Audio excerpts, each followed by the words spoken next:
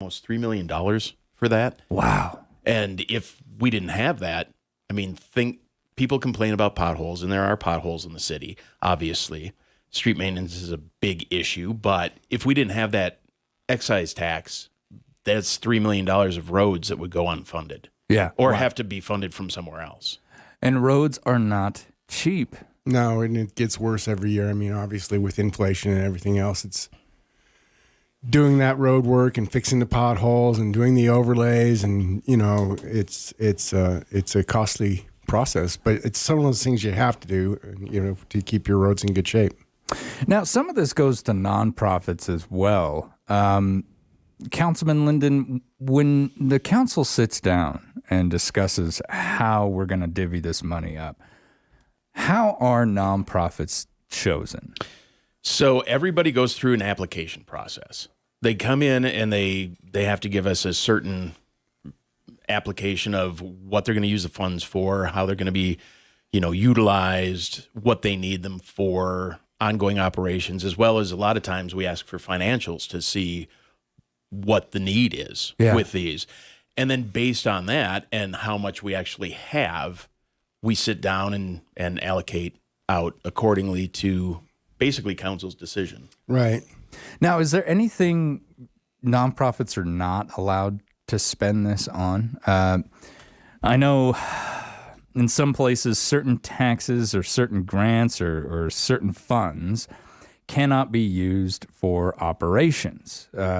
In the event that they don't get it next year, we don't want to have to lay a bunch of people off.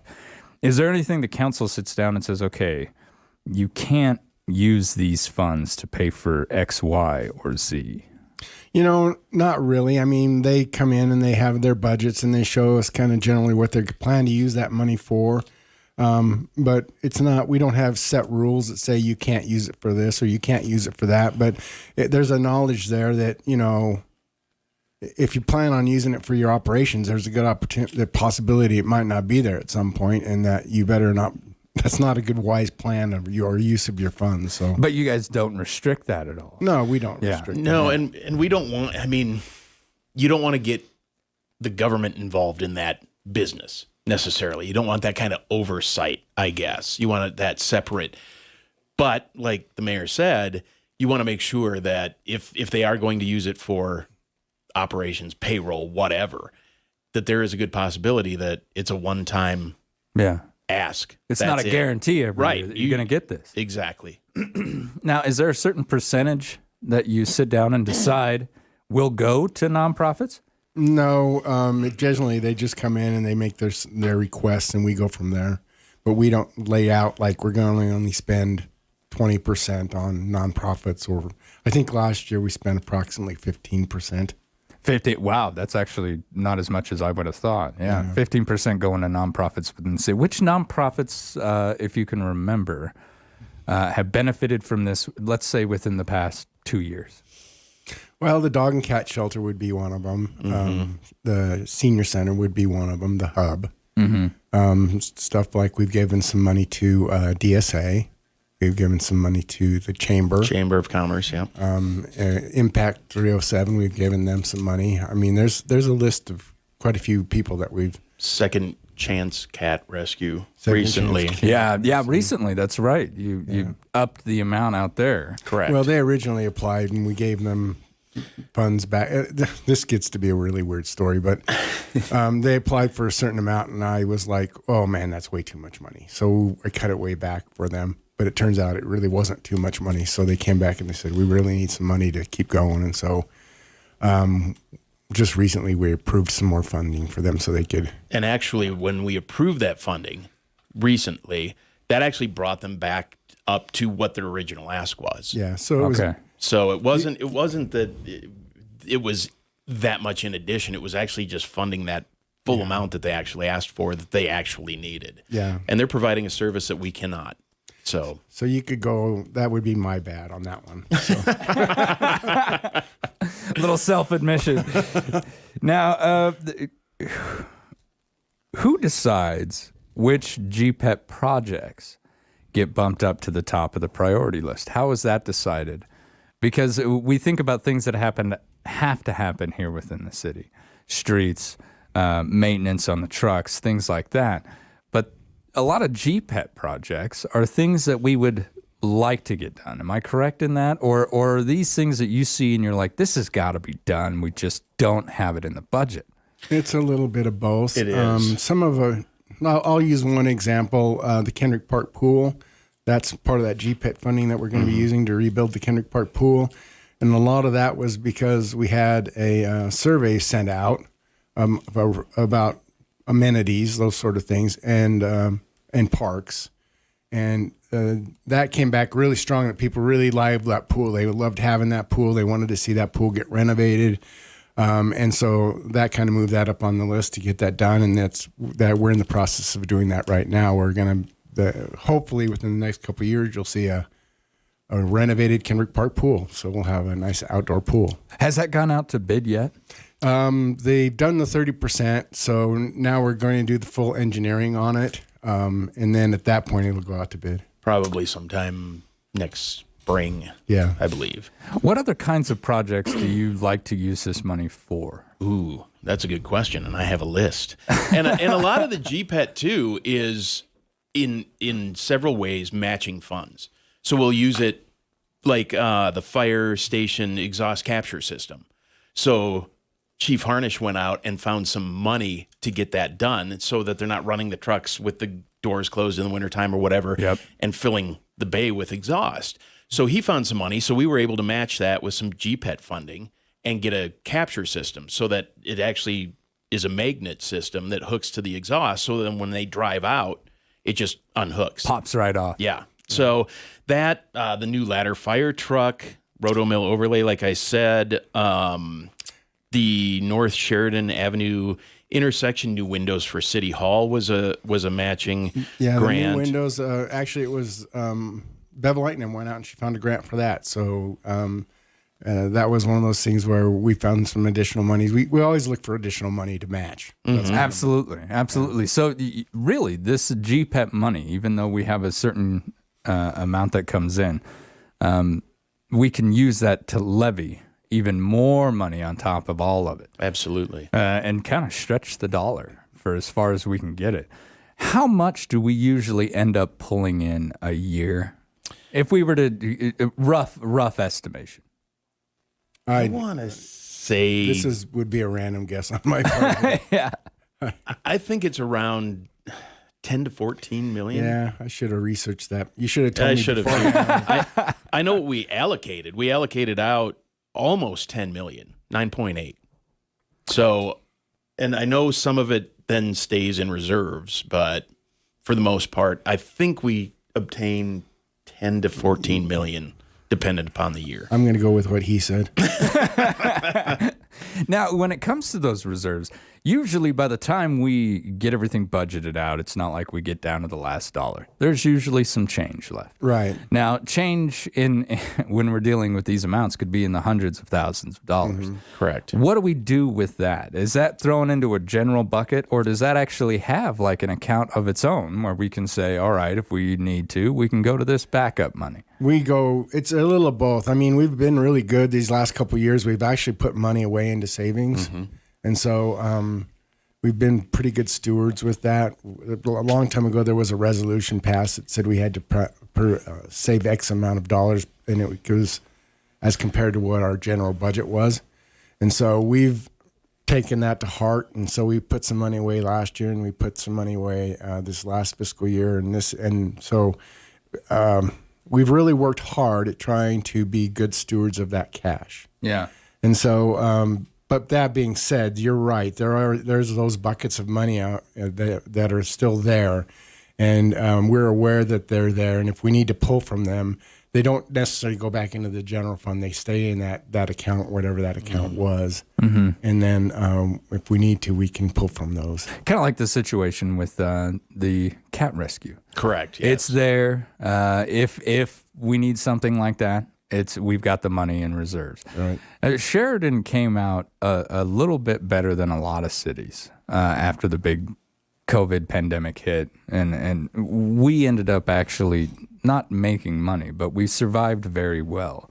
You guys have been able to put how much aside, how much was able to go into savings? I believe the first round we put $800,000 away, and then I think that the city administrator said that there was another maybe 400,000 that we could put in there, and the So overall, roughly 1.2 million. roughly, and the overall resolution that they put out years ago was that they wanted half of the annual operating budget saved just in case. And we aren't close to that. 'Cause No. every year that your operating budget gets larger and larger, and so you never really ever keep up. it's a moving target. Yeah, we've kept it. We've kind of tried to stay true to that idea that we're going to try to put some money aside. So Yeah. Now, and what is that money used for? Basically for the years when we don't come out on top? Or, Correct. Yeah. Or operations, you never know about the future. Things could bottom out. You always hope it wouldn't, but you hope that you can stay afloat, so to Yeah. speak. Plan for the worst, hope for the best kind of situation. That's exactly Yeah. Right. Yeah. And now, just right off the top of your heads, do either one of you happen to know how much we've got in savings right now as a city? And I know that's something I'm kind of don't. throwing out there. I don't. I I need don't to- know. Trying a lifeline on that one. I'm not sure what the exact. Yeah. Yeah, phone a friend. Phone a friend. Yeah. Karen, if you're out there, call us. So this is going to go on the ballot this year. It'll be voted in hopefully again. To your memory, has there ever been a year when it wasn't? Not to my knowledge. Not to mine. I mean, we've been very good stewards with that money, and I think most of the people in the community realize that it's a valuable tax, not only for operations, but it helps those 501c3s out, and it does a lot of good in the community. And so people have generally been very supportive of it. And like I said, it's not that's the thing I keep pressing. It's not a new tax. It's just the same tax that we've been paying for years. that we're very used to paying. Yeah. I mean, this has gone on for 3-4 decades potentially. So, and it goes to fun things that people want: pathways, Blacktooth Park, and the new restroom facility that's going to be up there. I mean, it's those things that people really like about this community.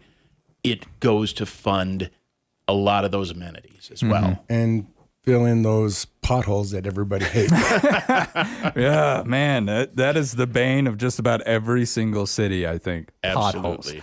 Potholes. Rough to deal with, and it's like you said, it's one of those moving targets. Every time you think you got it done, another pothole shows up. Right. All right, when we return, we're going to talk about the upcoming Main Street project. More with the city of Sheridan in just a moment. This is Public Pulse on 930 KROE, 103.9 FM. Sheridan.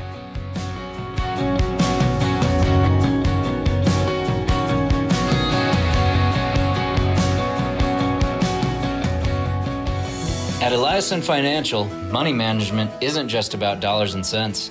It's about dreams and opportunities, and more importantly, family. We'll take time to get to know you. Then we'll develop a unique wealth management plan that works hard, just like you. To learn more about who we are and what our wealth management advisors can do for you, visit Eliason Financial online or call 307-672-3010. Securities offered through Royal Alliance Associates, Inc., member FINRA, SIPC. They're not just there at tax time. Cloud Peak Accounting's professional staff is available year-round to help you with your business accounting, personal records, and ranch accounting too.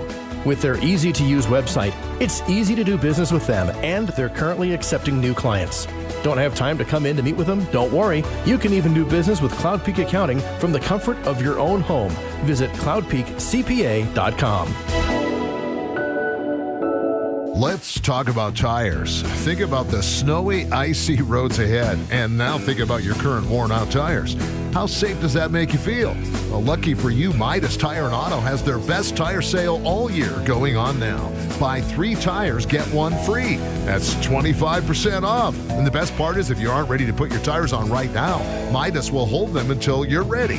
How great is that? Don't miss the big tire sale going on now at Midas Tire and Auto on East Brundage Lane in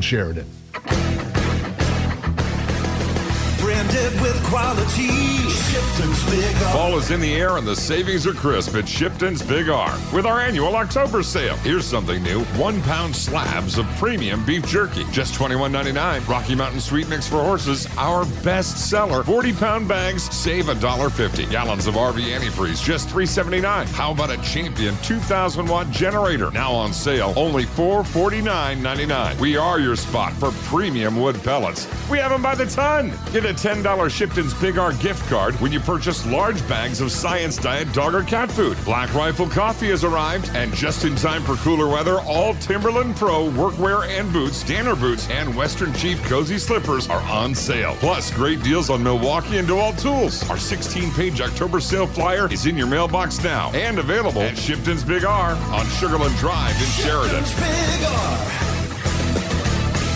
Sheridan Orthopedic Associates continues its over 50-year tradition of surgical excellence in Northeast Wyoming and Southern Montana with the addition of Dr. Jory Wasserberger, a Wyoming native, and fellowship trained at the Mayo Clinic in Orthopedic Sports Medicine. Dr. Wasserberger joins a team of highly rated surgeons providing spine, sports, hand, hip, knee, and shoulder surgery, joint replacement, and more, including emergency care 24/7, 365 days a year. Visit us at SheridanOrtho.com to learn more.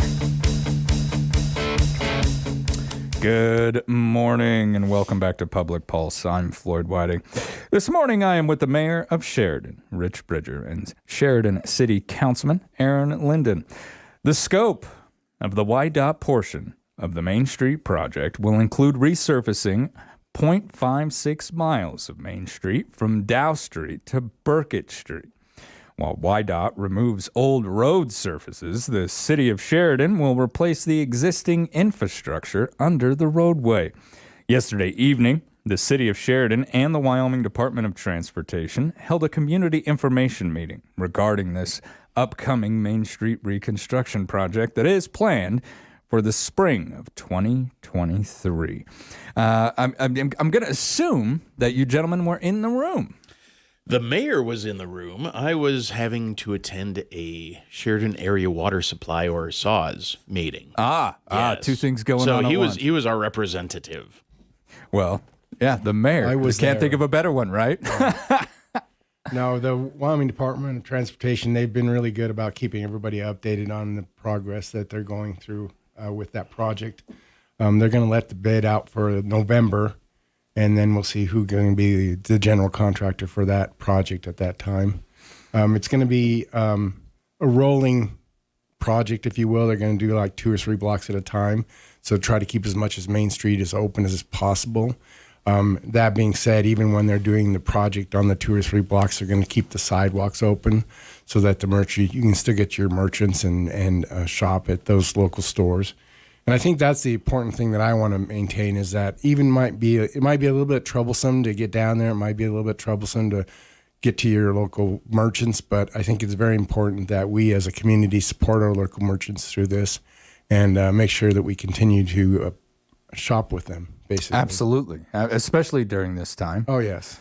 This is one of those situations where we all kind of need to come together as a city and head on downtown. That's it. Absolutely. Do a little shopping. And, there's a lot of, I guess, heartburn from years past when they did this and they took the sidewalks out. So the only entrance was through like the rear entrance and alleyways and things. This is not going to be like that. Mm-hmm. Sidewalks remain open. Actually, I had talked to Sean Parker at Travel and Tourism, and we were thinking about trying to do a little campaign called Walk a Block. You can still park on the side streets. You can still park on the back streets. And you can walk a block. You can walk down the sidewalks and still get to your local merchants. So, and with the rolling construction of it, it's going to be a lot more, I guess you could say, convenient to still get downtown and still go to the places that you want to go. And that being said, with the rolling construction and with that, we have to dig up the streets, and basically we're going to replace the sewer lines. We're going to replace the water lines because they've been in there since the 70s.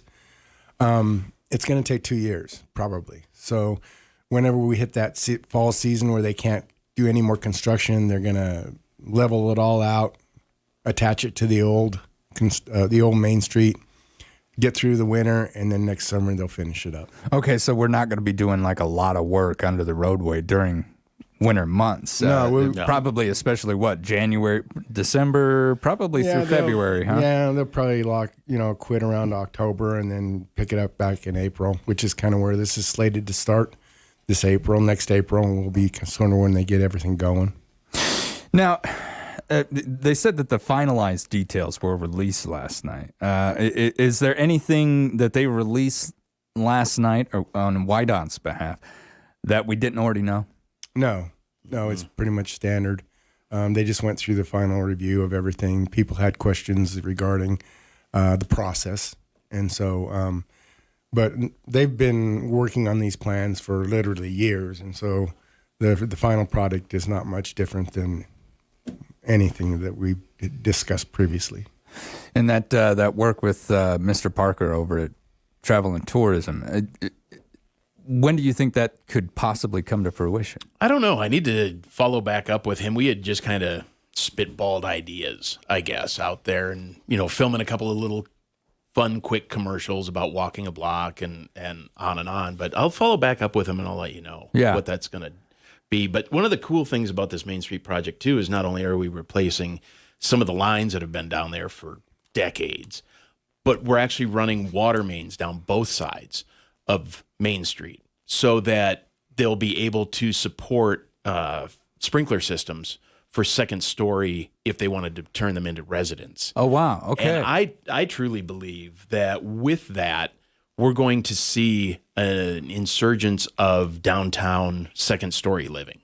And I'm excited by that because I think it will revitalize a lot of those second stories down there, third stories that we haven't seen occupied in a long time. Been used for storage. For storage or just vacant, abandoned. Yeah. A lot of those older buildings like that had shops down below and apartments up top. Mm-hmm. I've even lived in one when I was much younger. And so I think it would be great to see kind of like a revitalization of apartments going up above some of these stores. Mm-hmm. Maybe not everyone is practical, but there's enough up there. And especially during this, bit of a housing, I don't know if I'd call it a crisis. Would you call it a crisis? Do you guys call it a crisis on that committee? I don't really consider it a crisis. I mean, it's a crisis as in the cost of things. I mean, there's affordable housing crisis perhaps, but there's more than enough housing going up. It's just that housing going up is it's a little more expensive on the spendy side. But hopefully with that, you have to look at it as maybe some of the folks that were in starter homes are now available to afford to buy one of those, maybe, I don't want to call them higher end homes, but more expensive homes. A step up. That'll open up some of those more affordable homes. But the issue right now is even those more affordable homes are going for way above what, normal market is anywhere else. Now, Councilman Linden, you sit on a committee that is looking at like a land trust, correct? Correct. We actually meet tomorrow. Okay. Yeah, tomorrow morning. I don't want to go into like great detail on this because I know you guys are still trying to hammer out some of the kinks in this iron. But what does that look like? What's being discussed in that committee? Various ideas, I guess, and we've talked to Jackson a lot because they actually have 4 different housing authorities over there. So we're not trying to recreate the wheel. We want to take what's kind of been done and formulate it to what our needs are. But looking into a process where maybe you are in the home, but you don't own the land. And we can then control that, it rises with the cost of inflation or cost of living adjustments, whatever, but it's not, you're in there for 6 months and now you can get market rate for it. Yeah. So it's a increased, calculated increase of value to you. So you can actually, after 5 years, get out of there with some money in your pocket to go on to the next step of housing. But it's not going to make you rich. No. People aren't going to be able to take a financial advantage of this situation. There's a inflationary cost. I mean, there's a percentage that is allowed, but it's not like, oh, I bought this thing for X and now I'm going to be able to make twice the amount of money on it. So I can turn around and resell it. Right. So the idea is that we purchase the land. We own the land. The land trust owns the land, which saves you, I don't know, lots are going for like 80,000, 100,000 now. Yeah. And so that's knocked off the top of that house. So it gives you that opportunity to buy that house at a more reasonable cost. So new families can get in there. Exactly. Absolutely. And one of the most important things about this project is it will not be, at the end, a city-owned deal. It's actually going to be a different authority on its own. Right. The housing land trust is gonna be just like that. It's gonna be its own land trust. We get it started, we participate, but in the end, it's not a government entity. We do some seed funding for it, but it is not any government housing. I just want to make that really clear because that's one of the connotations that we've gotten on this is, oh, it's government housing. No, it's not. It's going to be its own authority. It's going to be its own controlling interest. It's just the county and the city are participating to get it off the ground. To basically get it started and then Correct. step back away from it. They're not going to have any kind of governance over top. There's going to be an appointed council person that'll sit on it as a liaison, but really, no. Just more of an informational liaison than anything else. Correct. Yeah. Now, moving on, speaking of property, we don't have a lot of time left, but I do want to touch on this. Recently, the city of Sheridan purchased the Pro Mac building. What is this building? It actually just sits down the road here. It was, I think, a small engine repair kind of Right. Some building. rental stuff. Yeah. And we purchased that for the Parks Department because the Parks Department is actually operating out of 4 different buildings. We're keeping one of them over off of Frackleton and 16th It's or the whatever Wheaton for Mosquito. the Weed Weed and Pest building, just because you don't want the chemicals in the same building as your workers and Right, on and right. on. But it'll allow us to consolidate all those into one place. So we'll have, all of the administration there. We'll be able to house the equipment there, do maintenance, and it's actually better centrally located in the city that they can get out to all of the places that they maintain. Oh, fantastic. And then the other part of that is again, Kendrick Park Pool, one of those facilities is right adjacent to Kendrick Park Pool. And when we do that remodel, the plan is to use that area for parking for the pool. Oh, really? So we're going to kind of absorb this into the pool, so we won't be getting rid of that land. No. No, we'll be keeping that, and they'll actually stage the construction of the pool there. And then once that is completed, turn that into more parking for pool use. How much did we pay for this land? Do you remember? Or this building? 800. Yeah, it was Eight- you're really asking me for. I hate to throw out figures when but it was a little over 800. Yeah, it was just over it, yeah. Kind of a steal. Yeah, it was a good deal. Kind of a steal. For the building and the land, and for what we need to use it for, it was a perfect fit, and we got it. We got it at a pretty good rate, And I the other, believe. it ties in all our facilities. We have our roads up there, streets and bridges. We have our recycling up there. We have all that City maintenance and city shop, maintenance shop. and so then- now it's all kind of in one spot. and then the landfill. So it's kind of a nice city strip, I guess, all the Yeah. way up that way. Yeah, that's actually a fantastic plan. And that Everything being just kind of said, fell into place on this. Yeah, and it's a great building. I mean, it's ideal for our use. Are there any improvements going to have to be made to this at all? They're going to do some remodeling just because they're going to need some additional office spacing and things like that they don't currently have. But nothing, according to Parks department head, he said it's going to be fairly minimal what they have to do to it. Good. Yeah, that's fantastic. We'll probably leave the weed and mosquito or weed and pest chemicals down at that one facility, but then they'll come up and be part of that. Basically have their office up here. Right. And just use that for storage down below. Right. Correct. All right. Well, Mr. Mayor, Councilman, thank you both for coming in this morning, taking some time with us and keeping us informed on what's going on in the city. Absolutely. Thank you, Floyd. No, it was fun. Thanks, Floyd. All right. When we return, we're going to speak with artist Mike Tavares. This is Public Pulse on 930 KROE and 103.9 FM. Shared.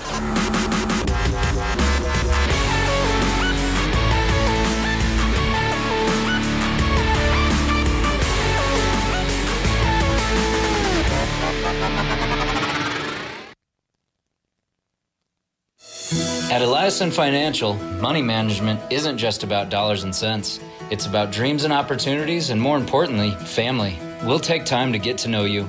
Then we'll develop a unique wealth management plan that works hard, just like you.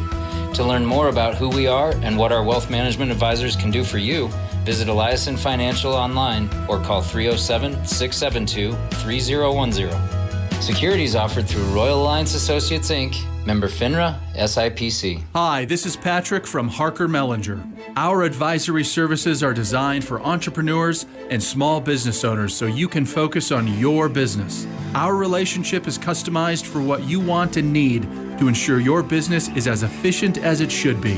We will evaluate your business and provide solutions you will benefit from.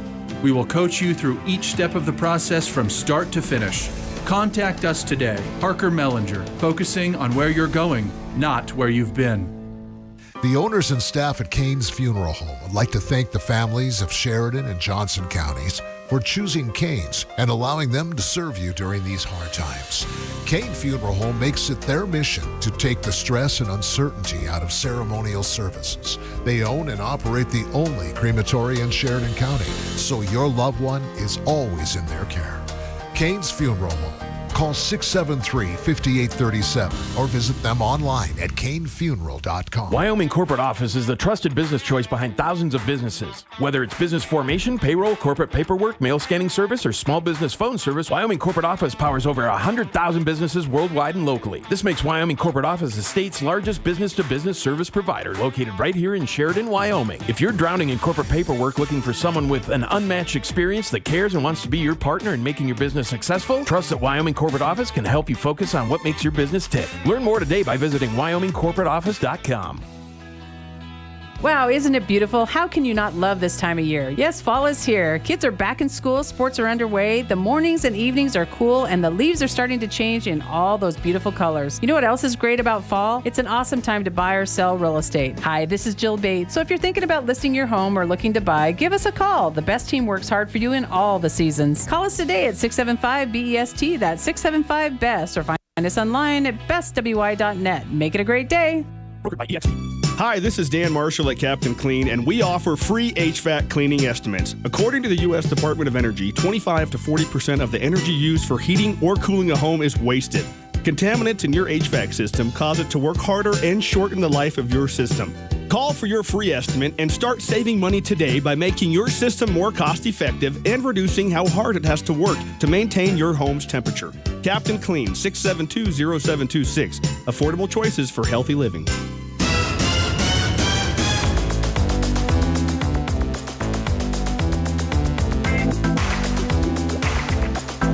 Good morning. Welcome back to Public Pulse, brought to you by our friends out there at Eliason Financial.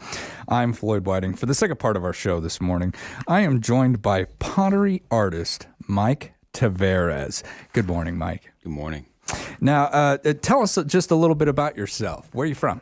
I'm originally from Pawtucket, Rhode Island, where I was born and raised. My parents were immigrants. They moved here in the late 80s. Where did they immigrate from? Cape Verde Islands. I have no idea where that's at, Mike. Just off the west coast of Africa. There are 10 little islands. And some maps it's there, some not maps it's not. But yeah. What brought them over? Opportunity. The American dream. Right, exactly. So my grandfather wanted a better opportunity for his daughters, and so he came up with his 3 daughters first. Later would bring his other son and his other son. He had many kids, but yeah, and then soon my dad would follow after. Rhode Island. Yeah. That is a state I've never been to. What was it like growing up in Rhode Island? Rhode Island is, we call it the bucket because it's like everyone's in this bucket. You know, if you're out in public, you're going to see someone you know because it's so small. It was a nice place to grow up. I got to enjoy it a little bit more as I got older and got to kind of explore the state a little bit more. It can be beautiful. Yeah. But definitely was in a bubble growing up. Yeah, yeah. Now, what brought you all the way out here to Wyoming? So I'll have to bring you through the steps. After graduating high school, I went to Syracuse University, and there I was art undecided. I knew I wanted to make art to some capacity, but just didn't know what form. I knew it would be three-dimensional. I took my first pottery class, 2015 fall semester year or spring, And I fell in love with it. And there, my professor, Peter Biesecker, and there was a grad student called Pete Smith who would kind of take me under their wing. And I've just been in love with it ever since. What was it about pottery? Or what is it just about the 3D aspect of art that really ignites your passion? I think in three-dimensional spaces. I think in that way. And so it became really easy to kind of talk ideas through clay. And with ceramics specifically, it's not only the art form, but all the other things that come with it. And so it's mixing the clays, it's making the glazes, you know, you have all these different ways that you can talk about an idea, and they all lead up to that product. And so when I wasn't, you know, spending all night making in the studio, I could look through a book and find different glaze recipes and test different glazes, or find different clay recipes and make those different clay bodies. Like you can also fire in a ton of different ways as well. And so I love the different avenues that I can tuck into that sort of itch my brain and keep me interested in the art form. And see, that's amazing. You know, as a layman, I think I spun a little pot once in my life, and I don't think about things like glaze being part of the entire experience of creation. But it really is. I mean, when you walk in and you look at a pot or something like that, that's really what pops you at first, isn't it? Maybe the texture a little bit afterwards. Right. Or maybe even it's a combination of the two. So you make your own clays. You make your own glazes. Right. I prefer to. Some people buy it commercially, and that's perfectly fine as well. I like to get a little more specific, and I'm just into that kind of stuff. And so it feeds a part of me. Absolutely. And you know, I know this is always hard because I'm sure you've probably made, hundreds of pieces. Yeah. And so when you came out here, what was it about Wyoming where you were like, you know what, this is where I want to post my flag? Well, my flag isn't posted here, but so a year and a half ago, I started an apprenticeship with wood fire potter Simon Levin. Simon's been wood firing for years and years, and he's sort of one of the go-to guys for wood firing. And Simon runs a thing called clay cohorts, where you can he'll basically act as a mentor for you for a year, and he'll critique your work, he'll walk you through it, whatever kind of professional artistic development you're looking for. And Stephen Mullins, who owns Red Bison Studios, was a clay cohort of his, and Stephen was interested in having a wood kiln here in Sheridan. He had a chance to go fire Simon's wood kiln in Pawnee, Illinois, I think maybe a year ago or so, and since he's just been on this mission to get a wood kiln here. And so he got Simon and I to build a wood kiln for him. And we built this wood kiln virtually on Google SketchUp first. And we screenshotted it layer per layer. So we basically had like a blueprint of the kiln. That's amazing. Yeah, it's a really nice skill to have now, because now I can build kilns virtually and I understand how much brick I'm going to need, what kind of brick I'm going to need. And it's a really great way to wrap your head around kiln building before you actually get on the site. And so in May, we came up and we spent 2 weeks. We had a really great crew that came out to help, and we built it. That's amazing. Now, what's a typical kiln, and what does a typical kiln do for pottery? There are so many variations and forms of kilns. People build kilns underground. People build kilns out of brick. People build kilns out of clay. I mean, if you could heat it up, it can be a kiln. Right, you could have a kiln. And so the kiln that we built specifically is made of very refractory brick. It means it melts at extremely high temperature. And there's two types of brick that we used. Hard brick, which is great for the interior of the kiln because it can be so volatile with all that melting ash and salts. And then we have insulating brick, which is soft brick. And that does a really great job with holding the heat. And so, yeah, you'll have to cut some bricks to make them fit. And we have spy holes as well so that we can look into the kiln and understand where it's at in terms of temperature and where the clay is getting mature, the glaze is starting to flux. Wow. Now, can you do that by eye, Mike? No, I cannot. No. Back in the olden days, they'd be able to do that, but now we have pyrometric cones, and these cones are made of the same material as the clay and the glaze, and they melt at a very particular point. and it lets you know where we're at in the firing and whether we're even, because, you know, it may be hotter up front and cooler in the back. And so while you're firing this kiln, you're trying to get things even and you're trying to get it to a certain temperature. Now, have you seen some of your work come out? And I'm sure, you know, every artist, you're going through a lot of, especially like with you, you're sitting down, you're trying a new clay, you're trying a new glaze, and sometimes it just doesn't work or the temperature's wrong. Have you pulled some of your own stuff out and been like, and by looking at it, you're like, oh, it's too cool in the back, and maybe even a happy mistake? What's that like? Well, it's all kind of part of the process, and I think there are always little treasures in there. You know, whether you tried a new clay body or tried a new glaze, it's like, oh, that came out really nice. I know what I could do with that, and it springboards a new idea, and you fall into something new. Typically, we just try our best to stay at it until we get to that temperature. There may be cold spots in the kiln. If anything, we do this thing called reduction. And reduction is when you have more fuel in the kiln than there is oxygen. And what that does is it starts to pull the oxides out of the clay body itself, and it creates a richer clay body surface. And so typically when a wood kiln, you know, when it gets pretty bland, it's because someone probably skipped body reduction. And that's about at cone 08. Wow. We want to do that. And so during this firing, I'll let them know, if we hit cone 08, I don't care if I just left this kiln after 16 hours. Call me to make sure we do body reduction. Yeah. Now, tell me about the kiln and where's it at now? So it is on the university campus in Sheridan. I don't know exactly where. It's nearby, like the cow barns and the horse barns. Yeah. How long did it take to get it from construction to finish? So we had Stefan lay the pad earlier because we need a flat surface. So we had a concrete pad laid. We came out, we built it.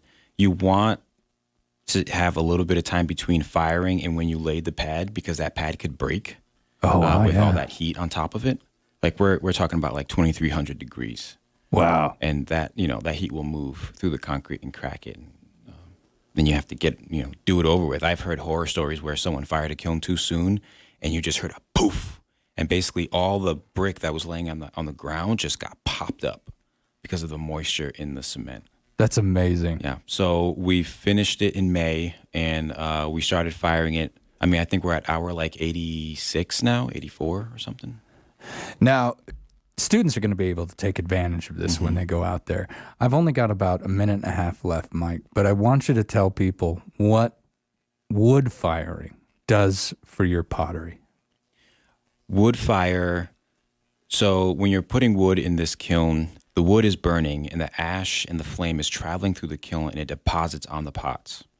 And when your wood, like you have a wood stove, that ash, you can turn that into a glaze. Wow. You just mix that half and half with maybe a red clay body and it'll melt. But I think what's more powerful about wood fire is what it does for the community. Wood fire is incredible for the community because you have to have people come together to fire this thing. You need someone there 24/7 in order to climb in temperature and get to a peak temperature. So when I talk about what it looks like, when there's a group of people and we're about to start firing, I tell them it's like pushing up a big boulder up a hill and we're doing it together. And then when we get to that peak, we just get to watch that thing roll down and it's a beautiful experience. That's amazing. That's absolutely amazing. Mike, I want to thank you for coming in and teaching me so much about pottery. We had a short time together, but I learned so much. I never realized the absolute science that's behind this creativity, and that's great. Thank you so much. Thank you so much for having me. All right, folks, you've been listening to Public Pulse on 930 KROE and 103.9 FM, Sheridan.